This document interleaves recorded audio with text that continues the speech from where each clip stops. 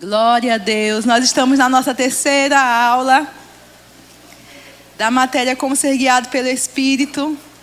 Vamos ter a nossa revisão para entrarmos no que Deus tem para nós esta manhã. Amém? Vocês estão prontos? Amém? Nós começamos na primeira aula falando sobre a forma como Jesus se referia ao Espírito Santo. Ele dizendo que rogaria ao Pai, o Pai mandaria o Consolador, outro semelhante a Ele, o Espírito da verdade, que nos conduziria a toda a verdade. E depois nós conversamos com os irmãos sobre 1 Tessalonicenses 5:23, e esse a gente vai ler.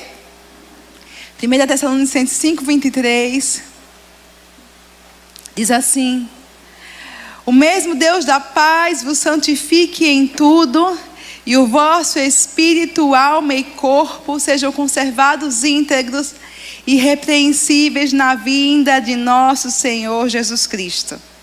E nós comentamos e percebemos nesse versículo que a Bíblia claramente reparte o homem em três. E fala: o vosso espírito, a vossa alma e o vosso corpo sejam conservados íntegros e irrepreensíveis na vinda do nosso Senhor Jesus Cristo. E nós conversamos sobre a criação lá em Gênesis. Quando Deus criou o homem, Deus fez o homem do pó da terra. O corpo do homem foi feito do pó da terra, mas estava ali aquele bonequinho, o corpo feito. Então Deus sopra no homem o espírito. O sopro divino vem do próprio Deus, aquele vento, aquele ar, aquela vida, e entra no homem. E quando entra naquele corpo de barro, a Bíblia diz que o homem se torna uma alma vivente. Então lá em Gênesis mesmo, nós vemos as três partes do homem.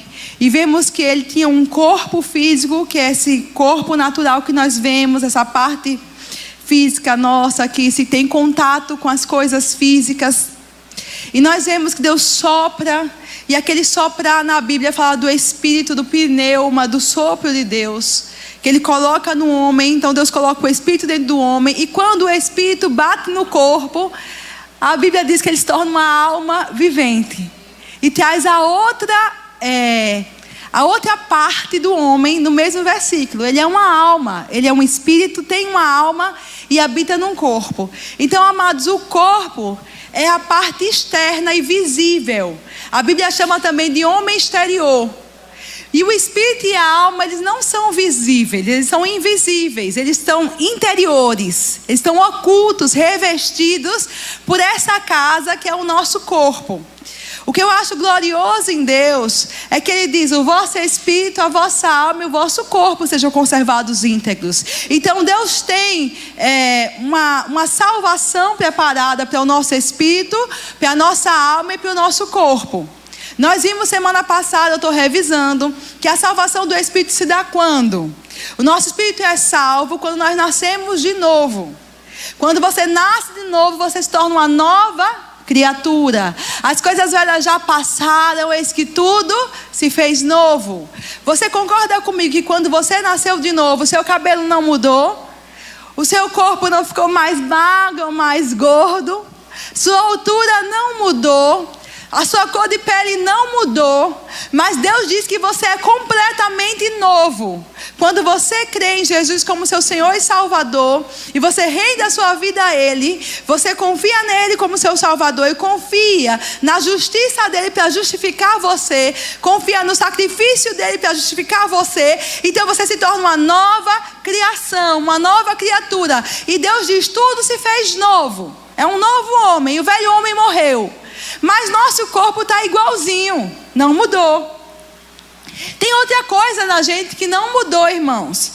Nossa memória, nossas emoções, nossa mentalidade.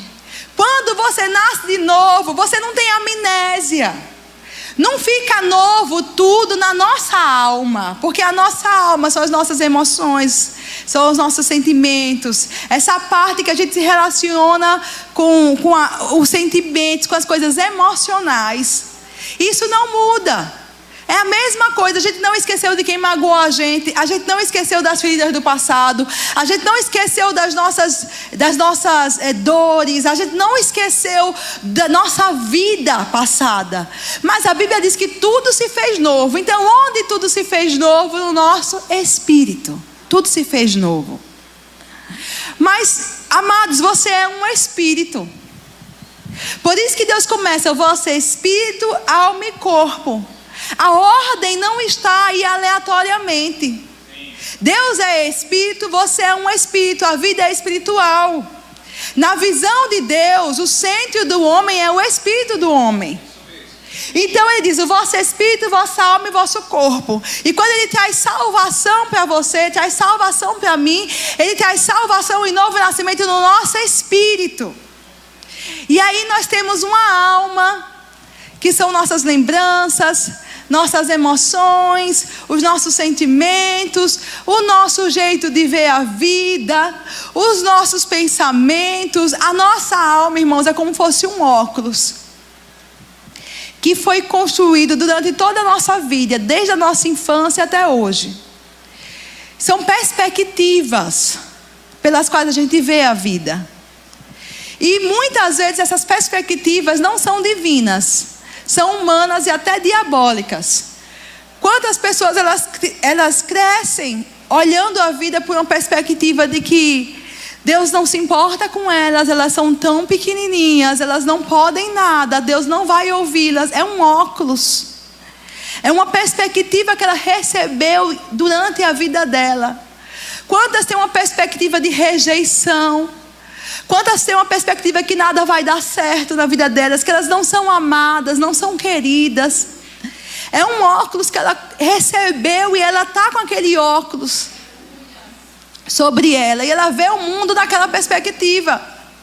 Mas a Bíblia também diz que Deus tem salvação para a nossa alma, porque a intenção de Deus é que o seu espírito, a sua alma e o seu corpo sejam conservados íntegros e irrepreensíveis na vinda do Senhor. Abra por favor em Tiago 1:21.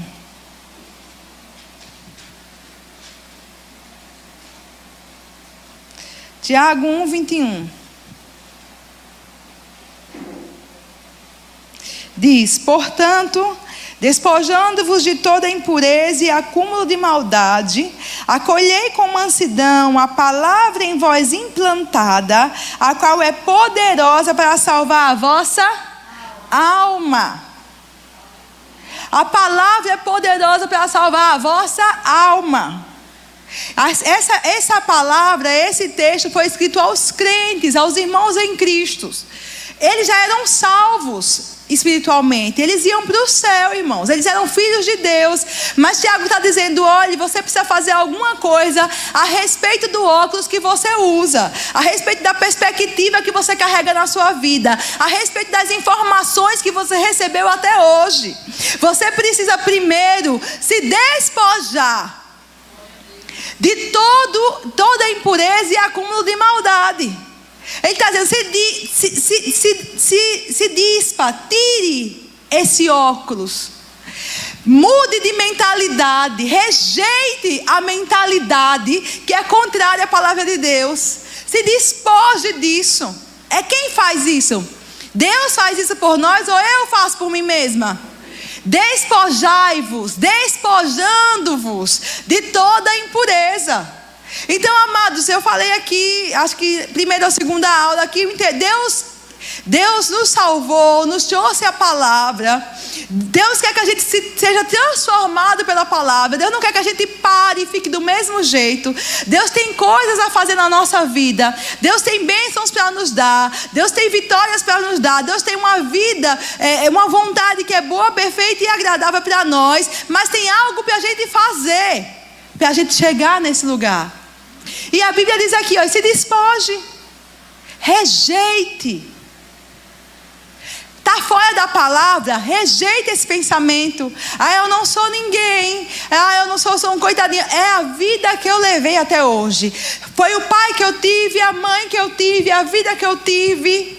Eu sofri isso, sofri aquilo, por isso eu sou assim. Irmãos, esse pensamento é maligno. Se despoje disso, tira esse óculos, pega a perspectiva de Deus, porque Deus não te vê como uma vítima, Deus te vê como mais que vencedor, Deus te vê como poderoso nele, Deus te vê como nova criatura, alguém capaz de romper com o passado e avançar para o futuro que Ele tem para você. Tira esse óculos, joga fora. Eu sei que às vezes é difícil, por isso que a Bíblia diz aí, se despoje do que? Da impureza e do acúmulo de maldade. Se despoje. Por que acúmulo? Você já pensou nisso? Porque é acumulado, irmão, na nossa vida. As informações. Quanto mais tempo a gente passa, né, longe, quanto mais demora para a gente se render ao Senhor. Por isso que quanto privilégio tem os mais novos, os adolescentes, as crianças, os jovens. Porque eles já vão sendo construídos numa mentalidade correta. Mas o adulto chega ao Senhor e ele tem que ser desconstruído de uma mentalidade para ser levantada a mentalidade de Deus na vida dele. Porque tem acúmulo de maldade dentro dele. Aonde? No meu espírito? Não. O meu espírito é novo. O Espírito de Deus habita no meu espírito. Amém? Eu sou uma com o Espírito. Você é um com o Espírito Santo. Onde está o acúmulo de maldade, irmãos? Na nossa alma. Então uma pessoa fez alguma coisa contra você e você diz, eu não aguento isso. Eu já suportei muita coisa na minha vida, não vou suportar mais. Não foi nem aquela pessoa que te fez suportar nada de errado, entendeu? É o acúmulo de maldade que está conduzindo você àquela decisão. Você sofreu lá atrás, acumulou maldade, acumulou sofrimento, acumulou rejeição, acumulou dor. Aí de repente aqui acontece alguma coisa na igreja, você fica magoado. Não aguento mais isso, já sofri demais na minha vida, não volto mais, estou chateado. É um acúmulo de maldade que levou você àquela decisão. Não foi nem aquele irmão, nem aquela pessoa ou aquela injustiça. Porque você tem que se despojar do acúmulo de maldade e acolher com mansidão a palavra em voz implantada. A qual é o quê? Poderosa para salvar a sua alma, a minha alma, mudar a minha maneira de pensar, mudar a minha maneira de agir, mudar a minha maneira de falar. E sabe o que vai acontecer? Ela vai mudar a minha maneira de viver e vai mudar o meu destino, onde eu vou chegar, irmãos. A palavra, quando eu acolho a palavra com mansidão, isso é importante. Existe o jeito certo de receber a palavra. Muitas vezes a palavra pode confrontar o seu óculos, né, atual, a sua mentalidade atual. Então a pessoa tem duas opções: ou ela rejeita a palavra, ou ela rejeita a sua forma de pensar. Então você tem que acolher com mansidão. O que é ser manso diante da palavra? É baixar a crista para a palavra. É dizer, Senhor, confirma se está na palavra. Está na palavra mesmo, Senhor, está na tua palavra. É o que o Senhor quer para mim. É o que o Senhor deseja para a minha vida. Senhor, eu me submeto à palavra. Eu quero a tua palavra reinando na minha vida. Eu vou obedecer à tua palavra. Mansidão para acolher. A palavra que salva as nossas almas, irmãos, é a palavra que foi implantada, acolhida em nós. A palavra que não ficou só aqui na sua cabecinha, que não está só aqui nessas quatro paredes. A palavra que quando você vai para o trabalho, ela está dentro de você. Ela fala com você. Você está em casa, ela está dentro de você. Ela fala com você. E você começa a responder a palavra, se sujeitando a ela, dizendo, é isso mesmo, eu lembro, Deus falou comigo, eu vou fazer assim. Eu vou mudar meu jeito de falar, eu vou mudar meu jeito de agir, porque a palavra falou comigo, ela está implantada em mim, salvando a minha alma, minha maneira de pensar, minha maneira de agir, minha maneira de ver até as outras pessoas. A palavra vai me mostrar quem eu sou para Deus. Depois a palavra vai me mostrar quem eu sou para as outras pessoas. E a palavra vai me mostrar o que as pessoas são para mim. Porque as pessoas são alguma coisa para Deus, são importantes para Deus. Quando a palavra abrir meus olhos, irmãos, eu vou poder romper com aquela mentalidade que não é o jeito que Deus vê você. É o jeito que talvez você se vê. Talvez outras pessoas viram você daquela forma, mas Deus te vê segundo a luz da palavra dele. Aleluias, glória a Deus. Então vamos continuar. Nossa alma tem que ser salva pela palavra, curada, restaurada, livre das amarras, livre das prisões, livre das cadeias que foram construídas. Quem faz isso? A palavra faz isso por você. E o nosso corpo, irmãos, também vai ser um dia transformado. A Bíblia diz em 1 Coríntios 15:51, porque Deus não deixa nada incompleto. Tudo que Ele faz é perfeito e completo. O nosso corpo vai ser transformado. Aleluias. Diz assim: eis que vos digo um mistério, nem todos dormiremos, mas transformados seremos todos.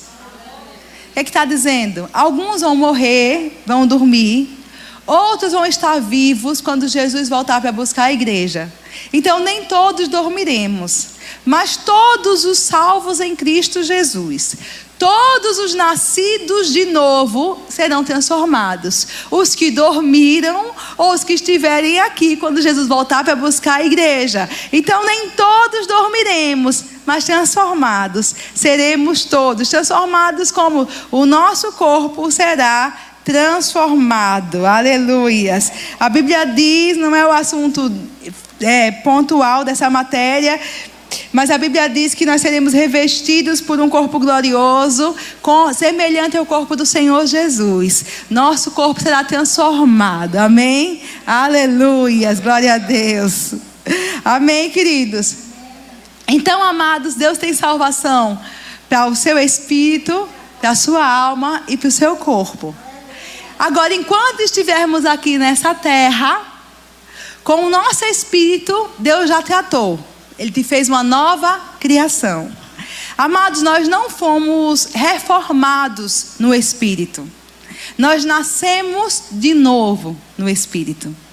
Nós não fomos melhorados no Espírito. Nós somos uma nova criatura. Amém? É tudo novo, não há sombra do homem passado. Por isso que diz, o homem velho morreu. Amém? Só que a nossa alma, a Bíblia diz que ela é renovada. Já é outra linguagem que Deus usa. A alma é renovada. O mais semelhante com o que acontece com a nossa alma é uma reforma.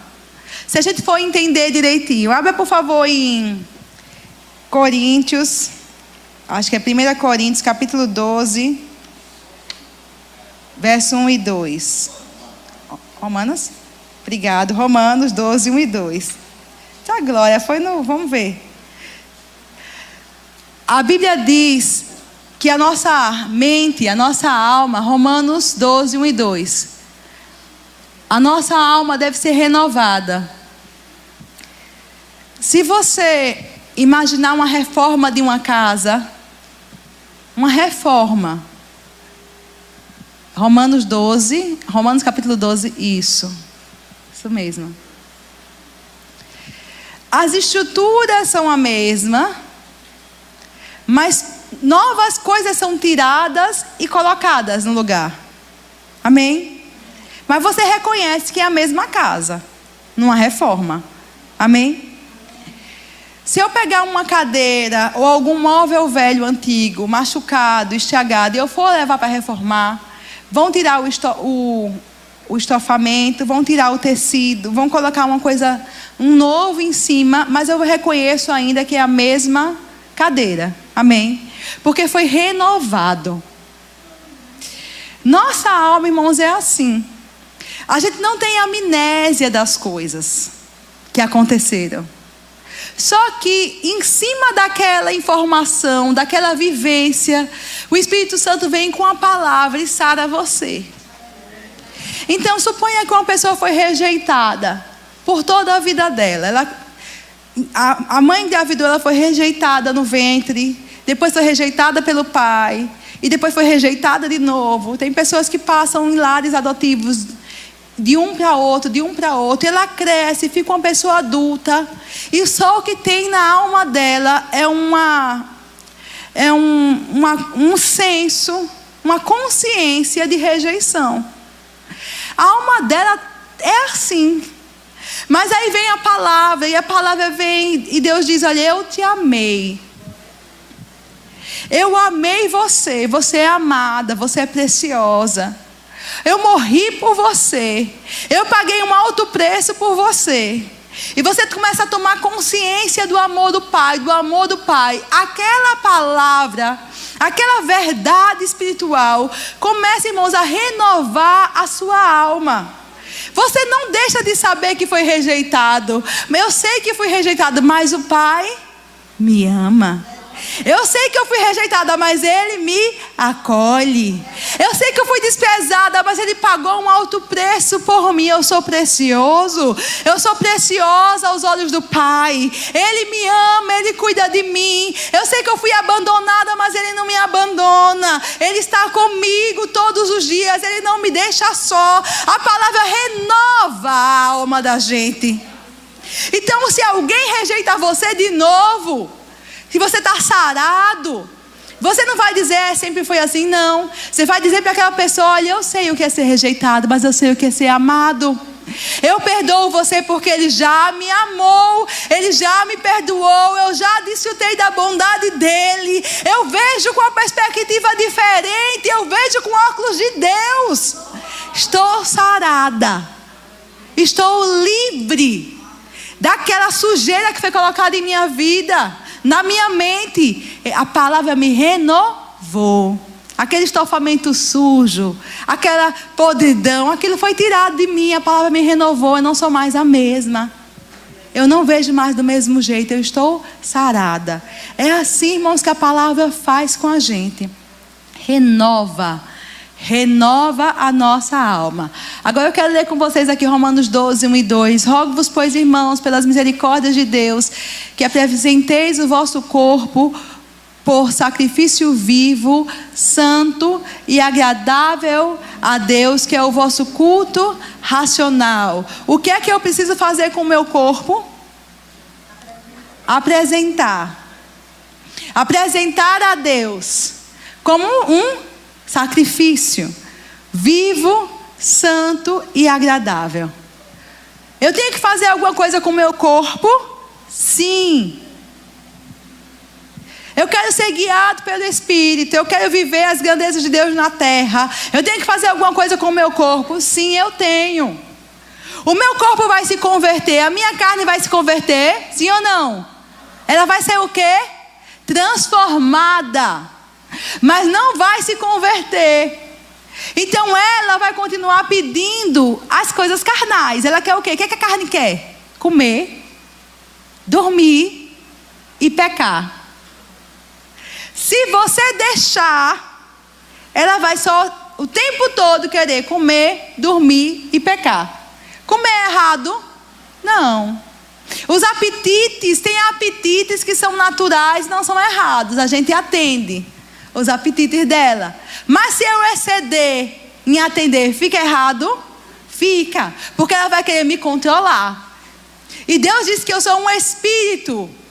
Tenho uma alma e habito num corpo. Então eu que sou um espírito, apresento o meu corpo a Deus. Veja que Deus diz: apresentei os vossos corpos a Deus. Se você fosse o seu corpo, Deus diria: apresente-se a Deus. Mas você não é seu corpo. Então Ele diz: apresente o seu corpo a Deus. Porque na hora que o seu corpo quiser pecar, é você que vai dizer para o seu corpo: não pode, não vai, filho, fica quieto, não vou fazer, mas eu quero, não vai, pronto. Eu apresento o meu corpo a Deus. eu apresento o meu corpo a Deus como sacrifício vivo, agora já, santo, separado e agradável a Deus. Esse, irmão, é o nosso culto racional. Está cheio de crente achando que o culto é vir para a igreja, e aí sai da igreja e lá fora é desonesto, é mentiroso, é impuro no jeito de tratar com o sexo oposto.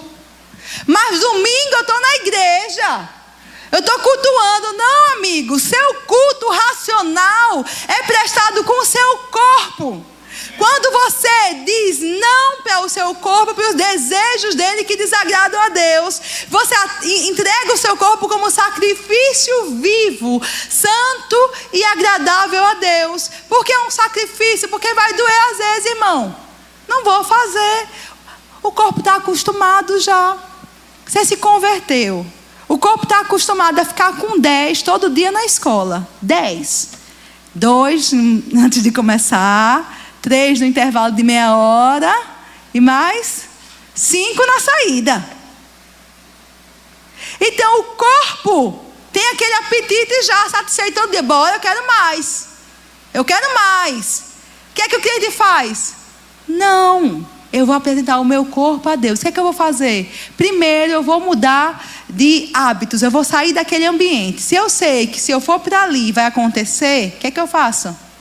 Não vou. Eu não vou. Eu fujo daquilo, porque eu estou apresentando o meu corpo a Deus. Você vê que a gente faz alguma coisa.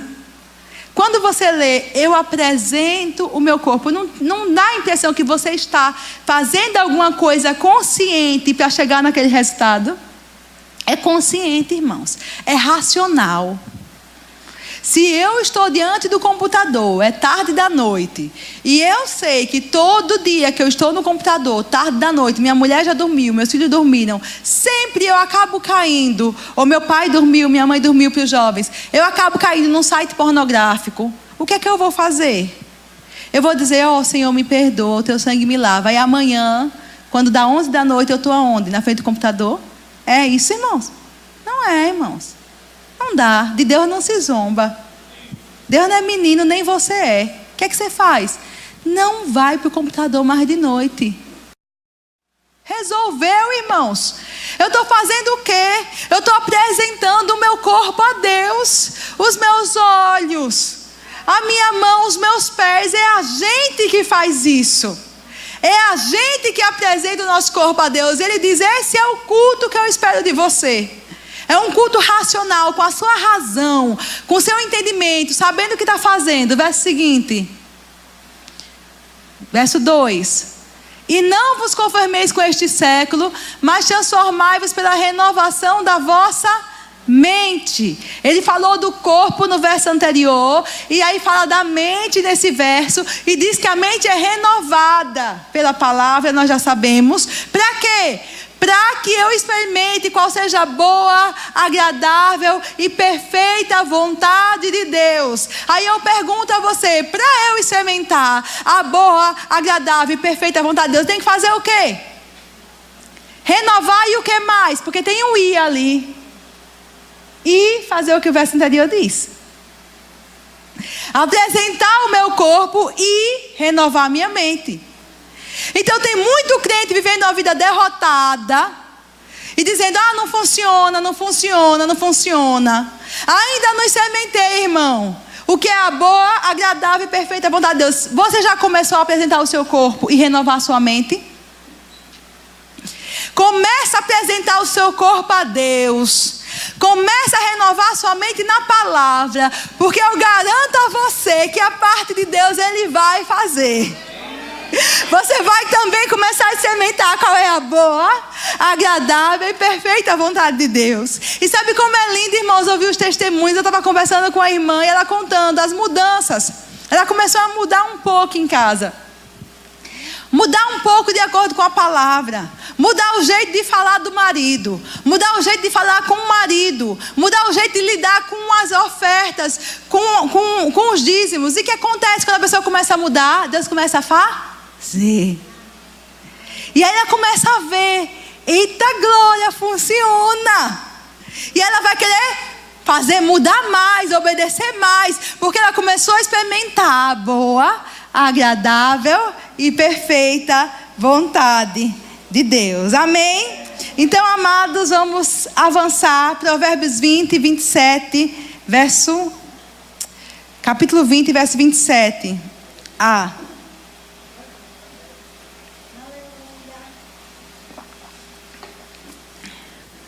Acabei me demorando um pouco na revisão, mas Deus sabe o porquê. Provérbios 20, 27a diz assim: o espírito do homem é a lâmpada do Senhor. Nós estamos estudando como ser guiado pelo Espírito. A Bíblia diz que o espírito do homem é a lâmpada do Senhor. Hoje nós lemos lâmpada e nós pensamos já nessa lâmpada elétrica, né? De cara. E é uma boa figura também, não é uma figura ruim. Porque a lâmpada até hoje serve para iluminar. Para mostrar onde você está indo, onde você está. Para trazer revelação das coisas. Mas a lâmpada naquela época era um candeeirozinho de azeite, irmãos. Era um recipiente que tinha azeite dentro e era um tipo de combustível, acendia um foguinho e iluminava a casa. Então, a Bíblia diz que o espírito do homem é a lâmpada do Senhor. Então, para a lâmpada, aquela lâmpada ter luz, o que é que ela tem que ter primeiro? Azeite. O azeite era necessário para que houvesse luz. Assim também, amados, embora no Antigo Testamento esteja escrito em Jeremias, se eu não me engano, acredito que sim, que o enganoso é o coração do homem. Isso é verdade para todo o coração que está apagado, para toda a lâmpada que não tem o óleo. O coração dessa pessoa é enganoso. É tão verdade isso quanto é verdade que todo o coração ou toda a lâmpada que tem o óleo e está acesa é um guia seguro para a vida daquela pessoa. Vocês não estão entendendo? Da mesma forma que é verdade que uma pessoa que não nasceu de novo, o coração dela é enganoso. O coração dela, o sentimento dela não é um norte seguro, não é uma direção segura. Também é verdade que aquele que nasceu de novo, o que é que ele tem? Ele tem o azeite, ele tem o Espírito dentro dele. O Espírito dele é uma nova criatura. Para essa pessoa é verdade que Deus vai guiar ela pelo coração.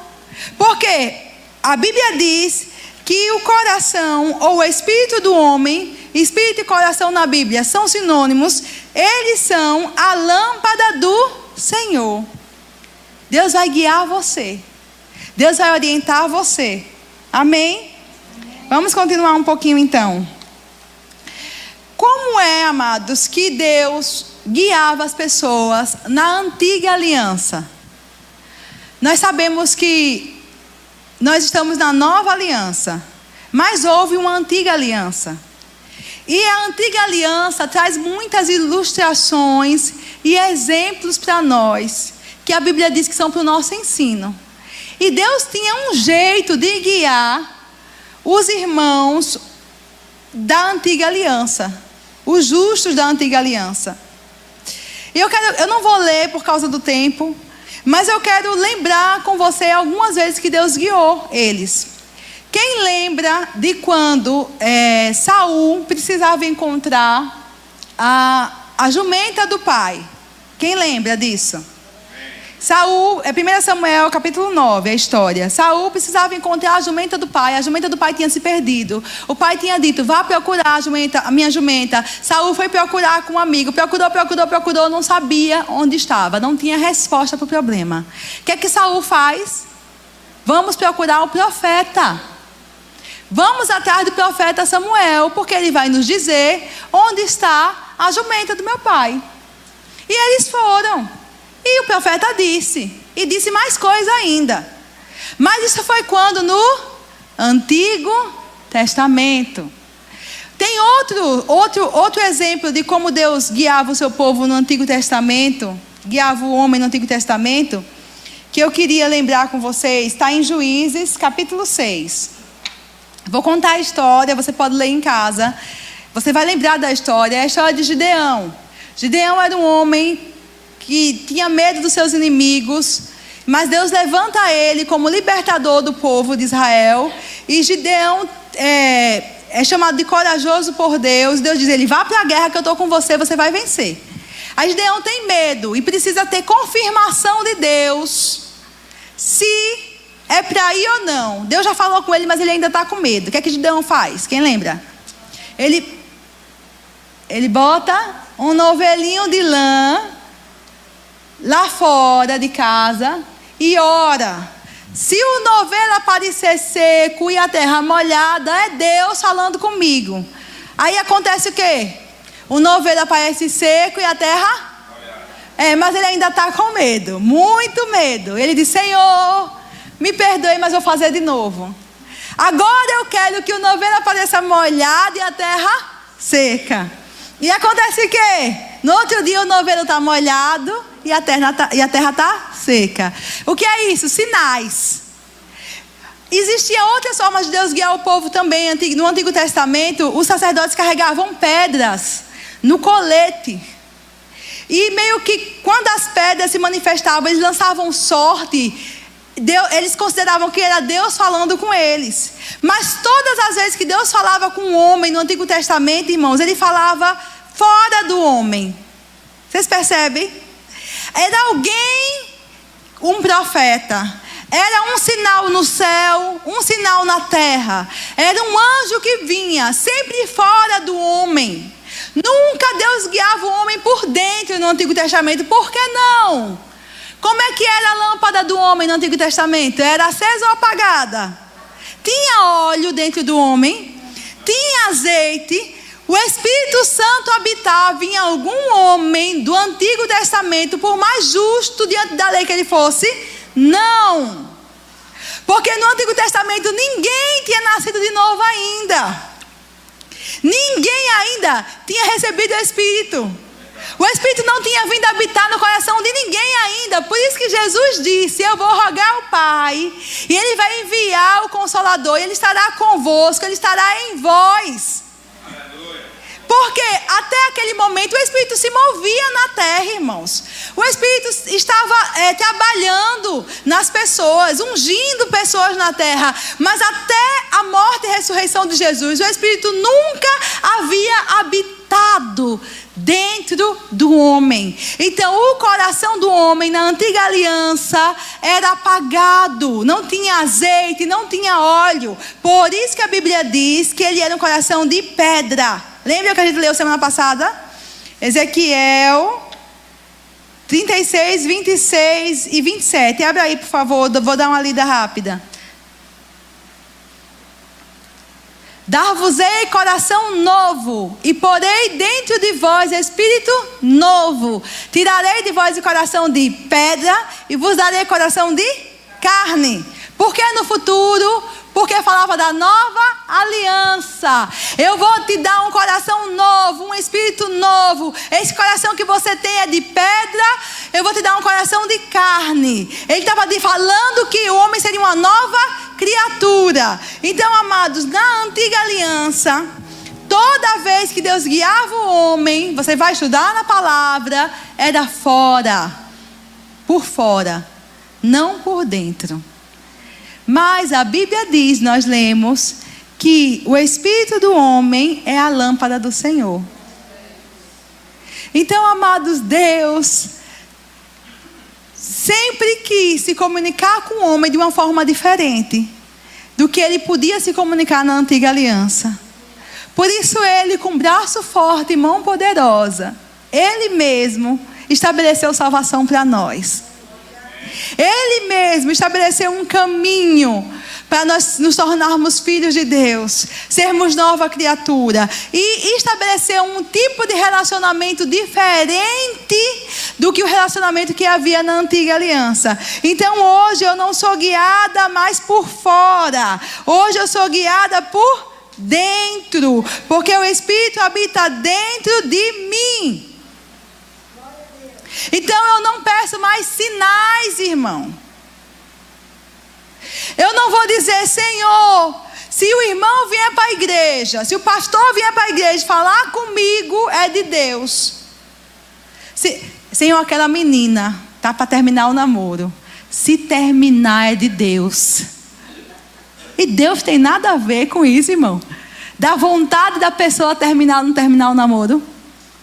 Me diga, Deus vai dominar a vontade de alguém, irmão? Mas tem quem está achando que sim, que é desse jeito. Não, eu vou orar. Eu vou orar. Se ela disser sim, Senhor, é de Deus. Que história é essa? Que conversa, irmão, não tem nem sentido uma coisa dessa. Porque Deus dá liberdade às pessoas para escolherem. Ela disse sim porque resolveu. E não significa que tem nada de Deus nisso. O que há de Deus, o Espírito de Deus vai te revelar no seu espírito, irmão. Amém. Aleluias. Abre Hebreus capítulo 1, por favor, verso 1. Hebreus 1. Diz assim. Bota aí, por favor, comigo. Hebreus 1.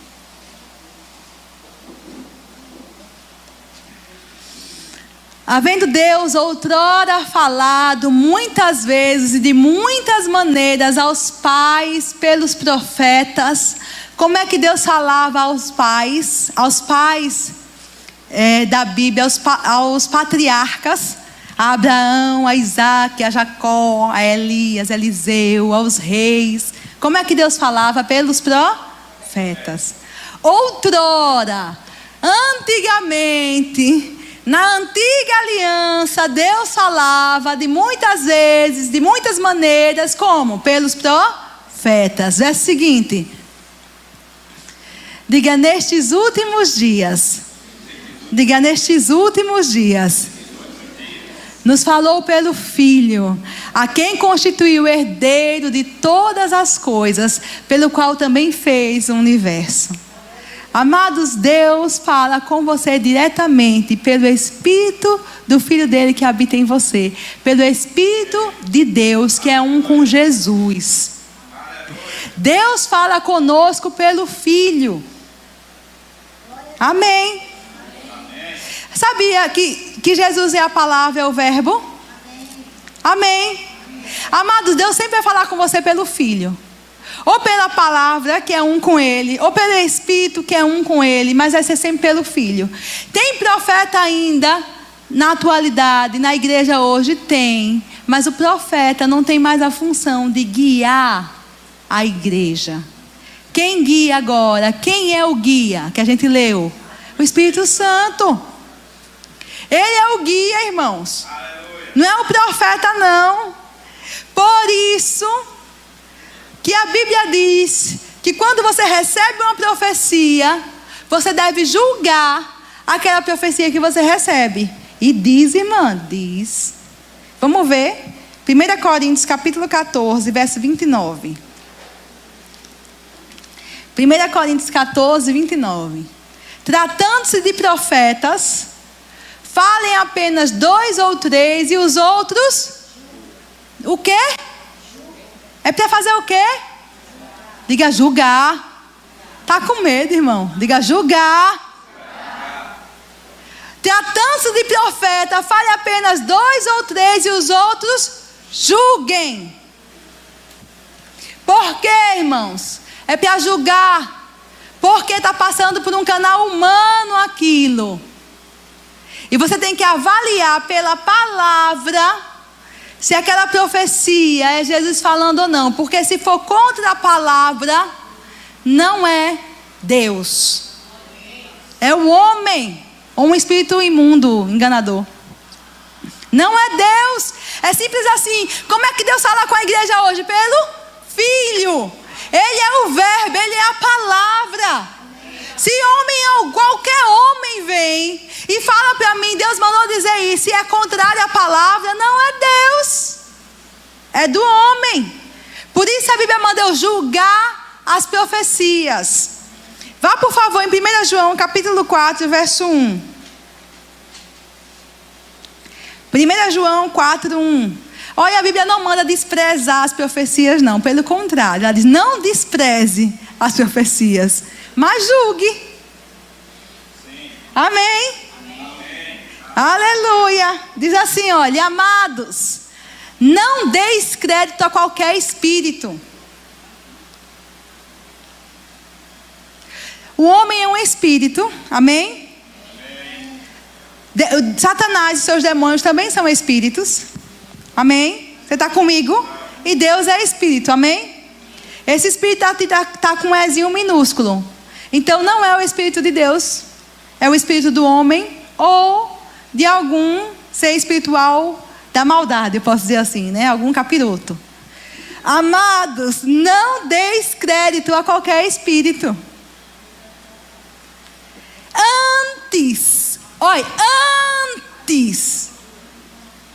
Antes de você começar a dar glória, sapatear e dizer eu recebo, antes, prove os espíritos se procedem de Deus, porque muitos falsos profetas têm saído pelo mundo afora.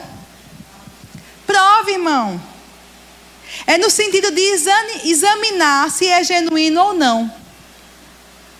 Essa palavra provar na Bíblia, no original, ela tem um sentido de examinar se é genuíno ou não. Examine antes de você dar glória. Eita, arabalá, né? Antes.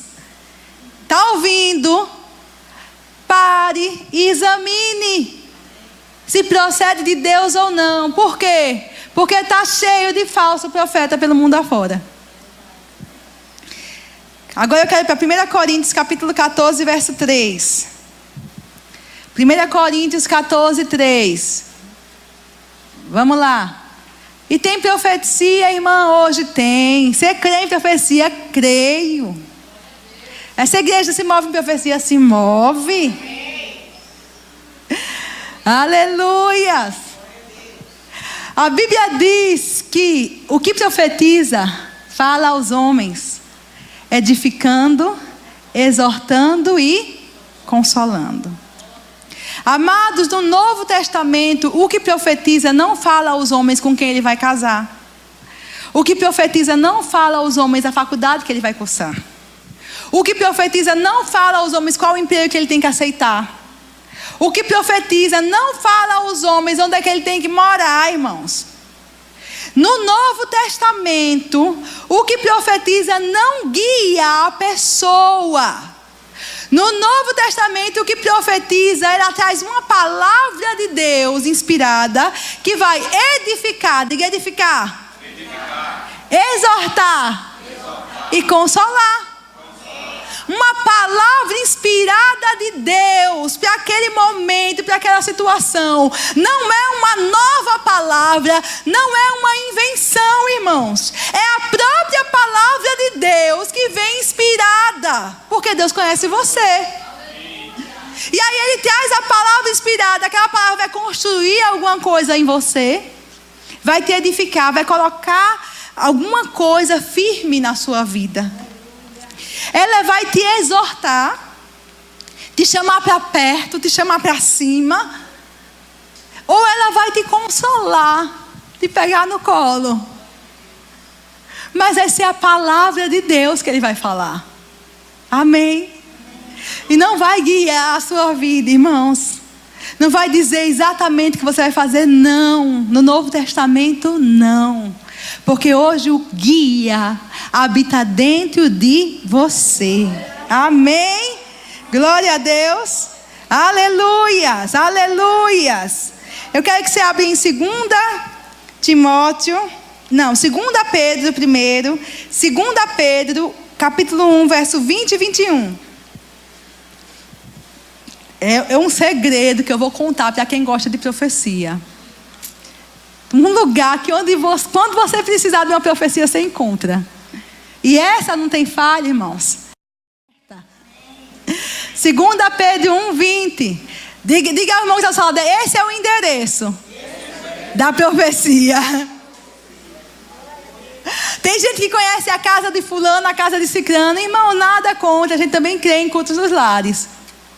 Mas, amados, tem que ser a palavra que está sendo ministrada lá. E a pessoa tem que estar em submissão a algum pastor.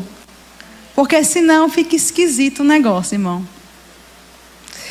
A Bíblia diz que, sabendo primeiramente isto, o que é que você precisa saber, irmãos? Que nenhuma profecia da Escritura provém de particular elucidação. Diga, eita!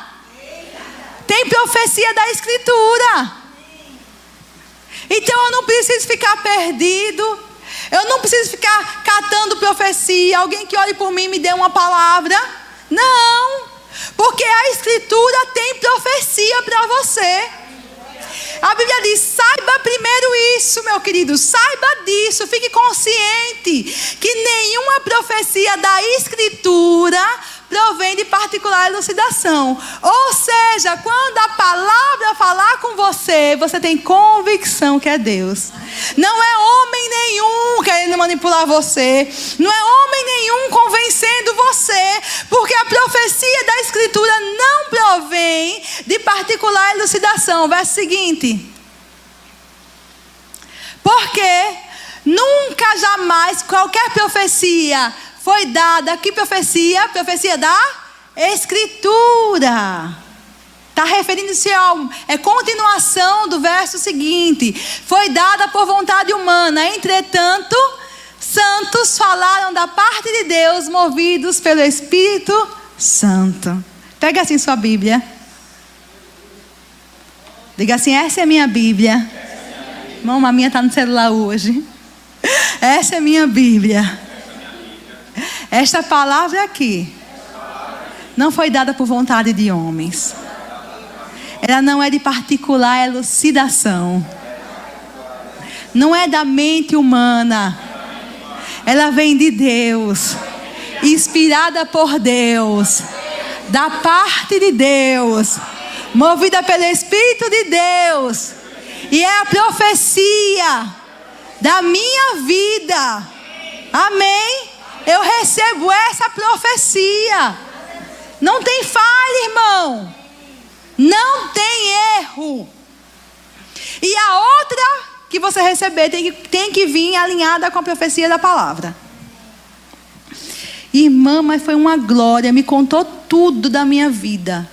Mas aí me deu uma instrução depois para deixar meu marido. É de Deus, irmão? Não é, irmão. É do cão. Me falou tudo o que está acontecendo e disse que eu podia me juntar sem casar, que estava tudo certo, porque Deus já estava, essa história tentando, irmão. Deus já está casando, vamos casar aqui agora. Aí o cabra pega a menina, dá na mão, vamos orar, Senhor, estamos casando. Agora pronto, a gente pode dormir junto. Não, está contrário à palavra. Não receba. Toda a profecia que vem por homem, irmãos, você tem que julgar. Agora, a profecia da Escritura, você recebe plenamente. E por ela você julga a outra. Amém? Amém? Então, tem profeta do Novo Testamento? Tem. É para eu desprezar a profecia? Não. Mas é para eu julgar a profecia e eu ter entendimento que Deus me guia. Primeiro, diga primeiro. A maneira primária de Deus me guiar, diga a maneira primária de Deus me guiar é pela palavra. Amém? Porque a palavra vai ser o fundamento de tudo, irmãos.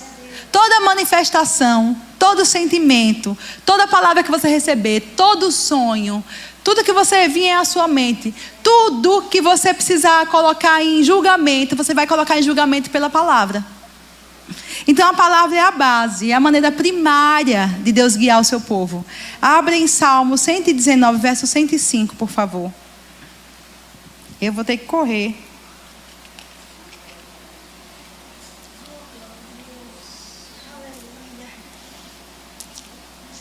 Nós já lemos, né? Não, nós lemos não. Lâmpada para os meus pés é a tua palavra e luz para os meus caminhos. Aleluias. Diga: lâmpada para os meus pés. Fala do que, irmão? Do lugar que você está pisando hoje, no presente. Luz para você saber o que fazer agora, no seu presente. Mas também é luz para os seus caminhos. Fala sobre o local onde os seus pés pisarão, o seu futuro. Uma direção para você. A palavra, ela é lâmpada para os pés e ela é luz para os nossos caminhos. Eu quero ler com vocês, por favor, Eclesiastes, capítulo 8, verso 5.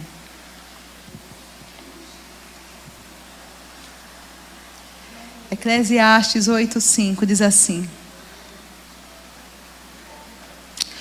quem guarda o mandamento não experimenta nenhum mal, e o coração do sábio conhece o tempo e o modo. Amados, a palavra é luz, é lâmpada para os seus pés e luz para o seu caminho. Quem guarda o mandamento não experimenta nenhum mal. Você crê nessa palavra? Você crê que a Bíblia é a verdade? Amados, nenhum mal é o que significa? Nenhum mal. Amados, Deus tem uma proposta de vitória para a sua vida em todas as áreas. Deus tem uma proposta de que a gente não erre. Deus tem uma proposta que a gente não quebre a cara. Deus tem uma proposta que você seja bem sucedido no seu trabalho, na sua faculdade, na sua vida familiar, nos seus relacionamentos. A proposta de Deus é que você não experimente nenhum mal. Diga: oh glória. É tão bom, tão bom, tão bom, que até parece que não é verdade, né? Mas é, irmãos. E é possível. Porque os filhos de Deus são guiados pelo Espírito de Deus. E ele diz: olha, sabe qual é o princípio? Guarde o mandamento, guarde a palavra. Guarde, agarra a palavra, irmão, com unha, com dente, com tudo. Guarde a palavra. A palavra é o que você tem de mais precioso na sua vida, irmãos. Guarde a palavra. Precisa perder a amizade para guardar a palavra? Perca a amizade. Guarde a palavra. A palavra vai te conduzir a uma vida de bênção, de felicidade, sem experimentar nenhum mal. Vai cansar, vai sofrer de alguma forma. Se você escolher a palavra, escolha a palavra. Porque se você guardar o mandamento, você não vai experimentar nenhum mal. Na área da nossa vida, irmão, que você resolve botar o pé firme na palavra, dizer: vou guardar, você é abençoado ali. Que você quiser avançar mais com Deus e continuar avançando na palavra, dizer: Senhor, agora eu vou deixar isso, vou deixar aquilo, vou me render mais a Ti ainda, você vai ser mais abençoado ainda. Guarde o mandamento e você não experimentará nenhum mal. E o coração do sábio conhece o tempo e conhece o modo. Aleluia! Quem conhece o coração? Você vai ser guiado por dentro, o Espírito Santo, no seu espírito testificando, informando a você como você deve andar, irmãos, a que passo você deve andar, em que tempo você deve entrar ou sair de coisas, conhecendo o tempo, conhecendo o modo. Abra, por favor, em 2 Timóteo, capítulo 3, versos 16 e 17. 2 Timóteo 3, 16 e 17. Diga comigo mais uma vez: a palavra de Deus é a maneira primeira de Deus me guiar. 2 Timóteo 3, 16, 17. Toda a escritura é inspirada por Deus e útil para o ensino, para a repreensão, para a correção, para a educação na justiça, a fim de que o homem de Deus seja perfeito e perfeitamente habilitado para toda boa obra. Aleluias! Você vê que toda vez que Deus fala de coisa boa, de coisa perfeita, para a gente viver nessa terra ou fazer, Ele liga diretamente a quantidade de palavras que você tem na sua vida. Quando Ele fala de experimentar a boa, perfeita e agradável vontade de Deus, Ele fala de renovar a mente. Quando Ele fala de ser um bom obreiro, ser perfeito ou fazer coisas perfeitas para Deus, habilitado em Deus para fazer coisas para Deus, Ele fala da palavra, de ser instruído na palavra, de ser educado na palavra. Aleluias! Irmão, sabia que o reino de Deus não tem semelhança alguma com o reino desse mundo? Você sabia que o reino de Deus tem uma linguagem e tem um jeito de você se mover nele? Existe um jeito de receber de Deus, é pela fé. É diferente. E você tem que ser educado na palavra, instruído na palavra, para você ser habilitado para viver o que Deus tem para você nessa terra. Senão você vai tentar agarrar as coisas de Deus como se agarra as coisas da terra. Aí você não consegue. A gente cresce, eu sei porque eu tenho uma filha pequena, acreditando que se chorar, a gente comove a pessoa e recebe alguma coisa. Sim ou não? Sim.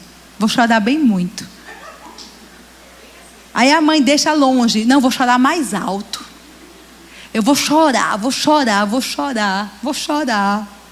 Para alguém ter pena de mim e então eu receber o que eu preciso ou o que eu quero. Mas com Deus é chorando, irmão, que a gente recebe? Não é. É pela fé. Tudo é vosso. Voz de Cristo, Cristo de Deus. É diferente, irmãos. É pelo conhecimento do que Ele fez para nós. A gente vai lá e recebe. Olha como é diferente. Recebe. O mundo tem uma linguagem. O reino de Deus tem outra linguagem. Então você é instruído como? É instruído pela Escritura. Aí eu vou perguntar a você, e você não precisa responder. Você tem lido sua Bíblia? Santo.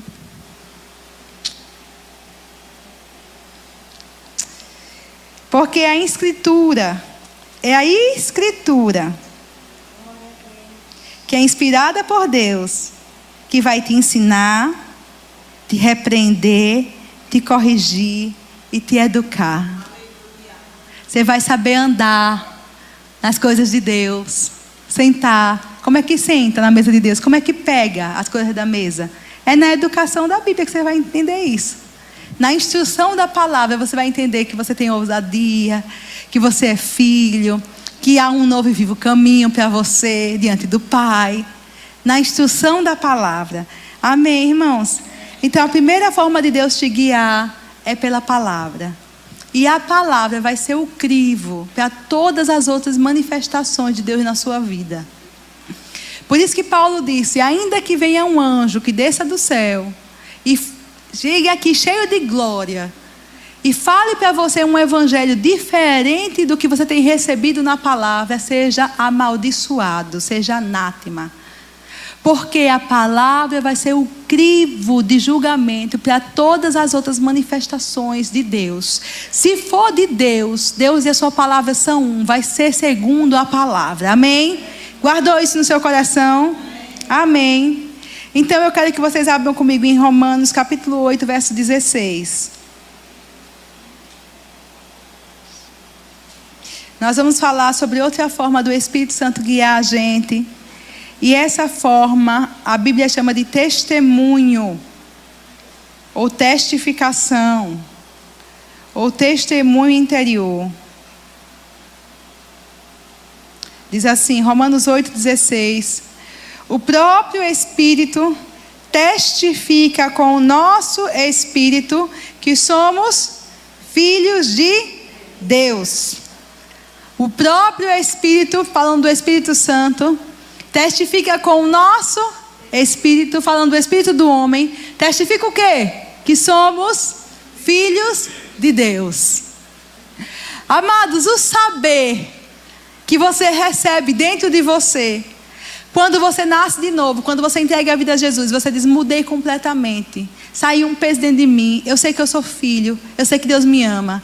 Esse saber, a Bíblia chama de testemunho interior, e diz que é o Espírito Santo que testifica dentro de você que você é filho. Quantas vezes a gente vê as pessoas sem entender, irmão, lá fora? A pessoa vir dizer que os pecados estão perdoados. Não, eu vou morar no céu. Não, eu falo com Deus. Como assim? Quem fala com Deus? Deus te ouve, responde. O Espírito Santo fala comigo. E essas coisas são loucura, irmãos, para o mundo. Porque eles não veem, nem conhecem essas coisas. Mas a sua vida como filho de Deus é diferente. A Bíblia diz que o Espírito Santo testifica coisas dentro de você. Ele testifica a palavra, agarre. Ele testifica para você isso. Ele testifica. E amados, eu quero trazer um ponto aqui. Se o Espírito Santo, se Deus escolheu o testemunho interior para te convencer que você é filho, então o testemunho interior é a forma como Deus vai nos guiar na maioria das coisas. Você concorda comigo? Ser filho de Deus, irmãos, é o mais importante e o princípio de tudo. Significa que você entrou na família, você entrou no reino, você é filho. Deus não podia, se a gente pensar como homem, trazer alguma coisa mais substancial, não. Uma certidão de nascimento do céu, né? Um carimbo num passaporte celestial, um bilhete para entrar no céu, alguma coisa, minha testa escrito Jesus. Nada, pense comigo. É a coisa mais importante. A coisa mais importante que tem na sua vida é que você é filho de Deus, irmão. É a coisa mais preciosa. João disse que grande amor nos tem concedido o Pai, ao ponto de sermos chamados filhos de Deus. Aleluia. É melhor do que qualquer conta bancária, é melhor do que qualquer riqueza dessa terra. Ser filho do Altíssimo, ter a natureza dele, ser feito semelhante a ele, ter o DNA dele, o Espírito dele dentro de nós. Sou filho de Deus. Você tem certeza disso? Diga: eu sou filha de Deus. Eu sou filho de Deus. Aleluia, eu sou filho. Aleluia. Glória a Deus. Aí ele resolveu garantir isso a você pelo testemunho interior.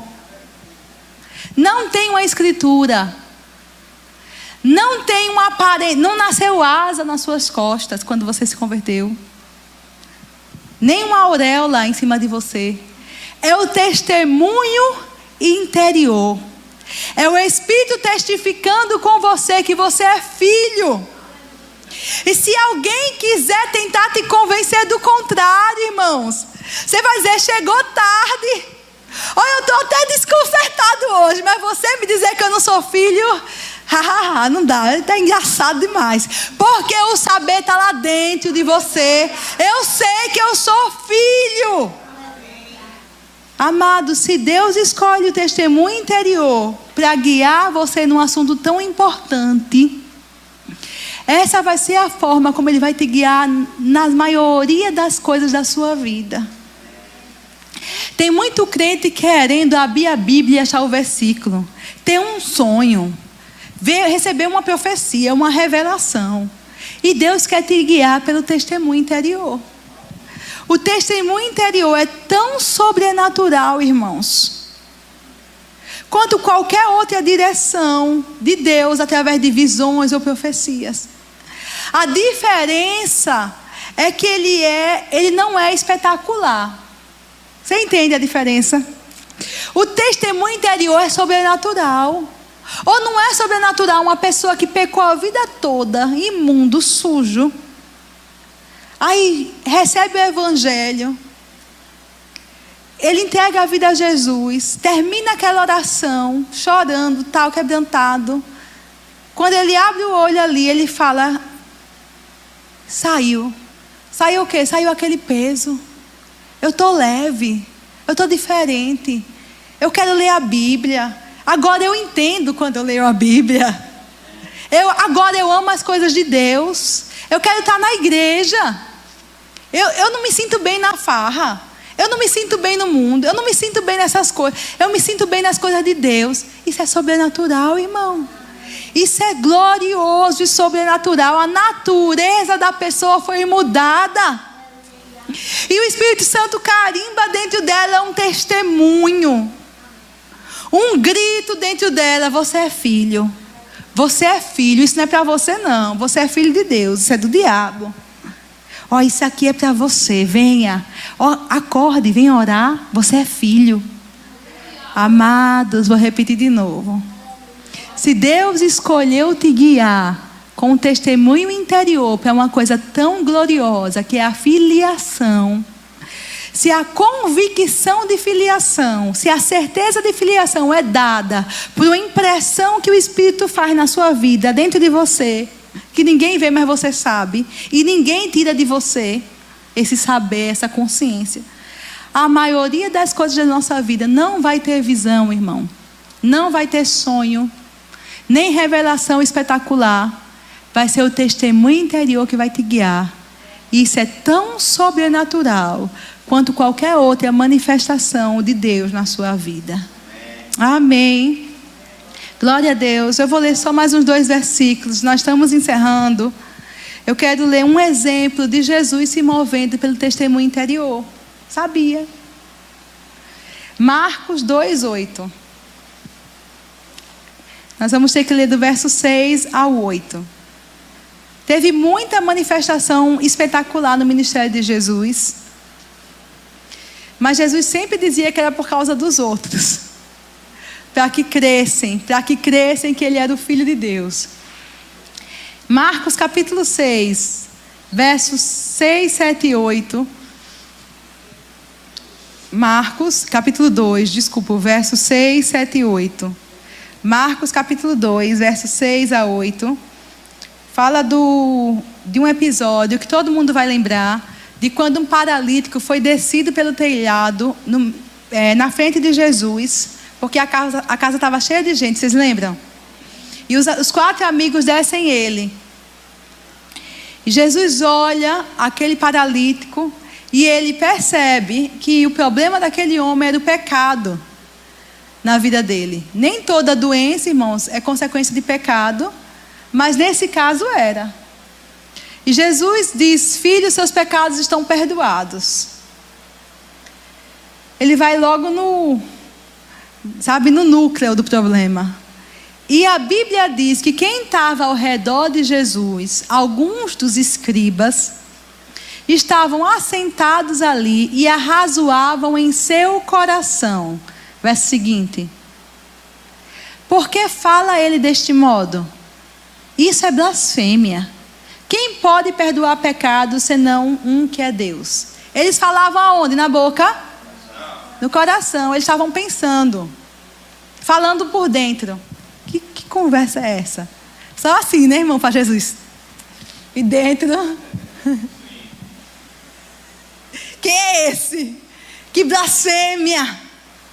Só Deus pode perdoar pecados. Verso seguinte: e Jesus, percebendo logo por seu Espírito. Você viu que não é pelo Espírito Santo? Nem foi uma voz.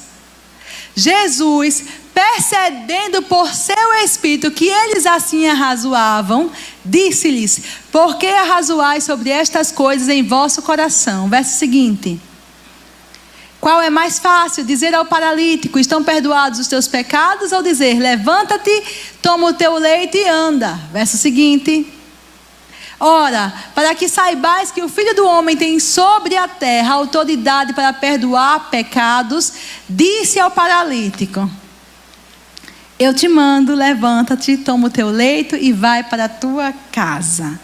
Aleluias. Volte para o verso 8, por favor. Jesus, percebendo logo por seu espírito que eles arrazoavam, disse-lhes: por que arrazoais desta forma? Amado, você percebe Jesus sendo guiado pelo testemunho interior. Você percebe que Deus vai te avisar quem é seu amigo e quem não é. Deus vai te avisar pelo testemunho interior, irmãos. A amizade que vale a pena, que não vale. Porque ninguém estava abrindo a boca não, viu? Ninguém estava abrindo a boca.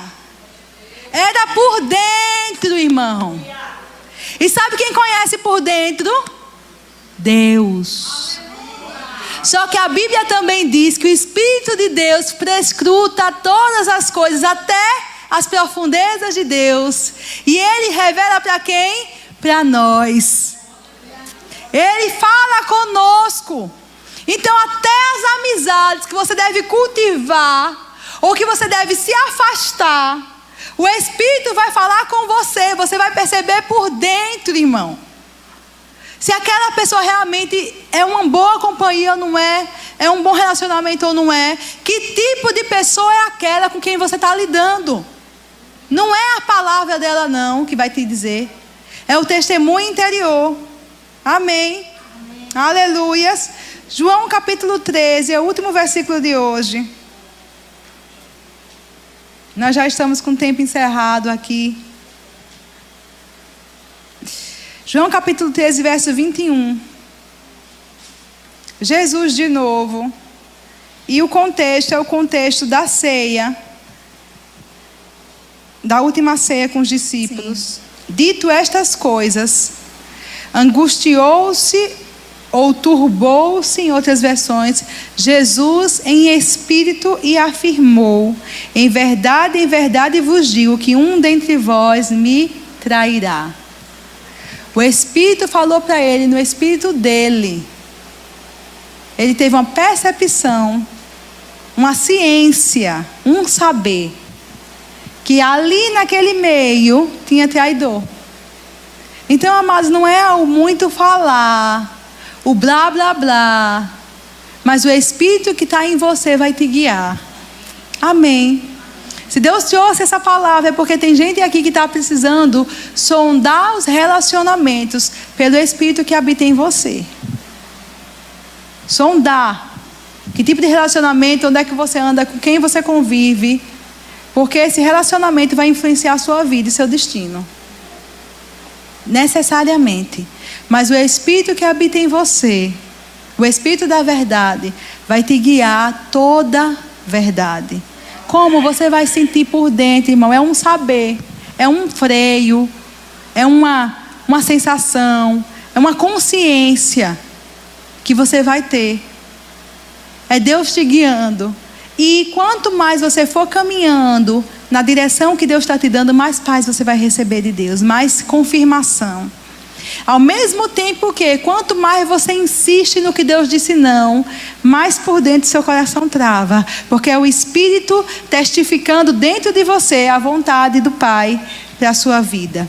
Vou terminar de verdade verdadeira. Colossenses 3,15 diz assim: seja a paz de Cristo o árbitro em vosso coração, a qual também fostes chamados em um só corpo, e sede agradecidos. Diga: a paz é o árbitro. Tem um olhinho olhando para mim dizendo: não entendi nada. Vamos explicar. Aleluia. Deus te deixou paz, amém? Jesus te deixou paz. Jesus quer você andando em paz. Toda vez você perceba, toda vez que você está diante do Senhor, buscando, orando, ali com Deus, você tem paz. Você tem paz em você. Ele te deu paz. Essa paz é um árbitro. O que é um árbitro? Aquele que decide, que apita, que determina, que rege, que controla ou ordena. Não é assim um árbitro? A paz vai apitar dentro de você. Pi! Para você parar, irmãos. Ore pelos relacionamentos, jovens. E o Deus está trazendo muito forte no meu coração isso. Ore pelos relacionamentos. Quem está querendo namorar? Aí, olha. Pois é verdade. Nem sabia, né? Quem está querendo namorar, está no dizer sim, dizer não, vai, não vai, fica, não fica. A paz é o árbitro. O sábio conhece o tempo e o modo. Eu tenho certeza que é a pessoa, mas é o tempo e é o modo. A paz é o árbitro, vai apitar dentro de você. Em todas as decisões que você for tomar na sua vida. Irmãos, eu conheço histórias de homens de Deus, investidores, que decidiam quando investiam ou não milhões de dólares em uma oração, diante do Pai, aguardando o testemunho interior. Paz. Invisto ou não invisto? Vou orar. Orava até ter direção de Deus. Quando Deus dizia vai, ele ia. Quando ele dizia não vai, ele não foi. Esse irmão, a história conta que ele foi chamado para investir no Titanic. E ele foi orar, passou 7 dias orando. A proposta era maravilhosa. Quando os construtores foram levar para ele, ele foi dar a resposta final. Ele disse, não, eu não vou entrar nesse empreendimento. Por que não? Não, porque Deus falou comigo. Mas nem Deus, quem já ouviu falar dessa frase? Foi nessa conversa, nem Deus afunda esse navio. Irmão, não foi Deus não, mas Deus sabia o que ia acontecer. E ele foi guiado, como você deve ser guiado. Porque os filhos de Deus são guiados pelo Espírito de Deus. Amém? Queria chamar o ministério.